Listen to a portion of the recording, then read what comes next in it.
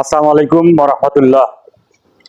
দেখুন তো মহান আল্লাহ প্রতিদিন তার হাত প্রসারিত করে কি বলেন।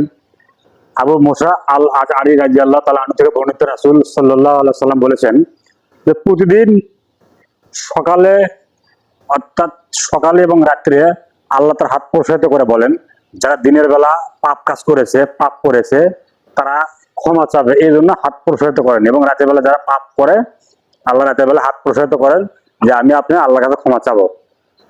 এবং এই কাজটা আল্লাহ কিয়ামত পর্যন্ত করবেন, অর্থাৎ সূর্য পশ্চিম দিক থেকে যেদিন উদিত হবে আগ পর্যন্ত আল্লাহ প্রতিদিন তার হাত প্রসারিত করে দিবেন আমার আপনার জন্য। আমি আপনি ভুল করবো, আল্লাহ ক্ষমা করে দিবেন। সম্মানিত উপস্থিতি, দেশ এবং প্রবাসে যারা আমাদের এই ভিডিও দেখছেন, আল্লাহ প্রতিদিন হাত বাড়িয়ে দেয়, এই জন্য আল্লাহর অনেক দয়া, আল্লাহর অনেক দয়া। আমি আপনি পাপ করি, আমি আপনি ভুলের ভিতরে আছি, আমি আপনি পাপ করবো, এই কথাই ঠিক। আল্লাহর কাছে ক্ষমা চাও, আল্লাহ আমাকে আপনাকে ক্ষমা করে দিবেন। অতএব আমি আপনি আমার আপনার ভুল হবে, এটাই বাস্তব।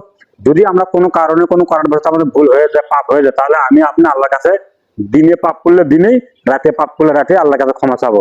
আসসালামু আলাইকুম ওয়া রাহমাতুল্লাহ।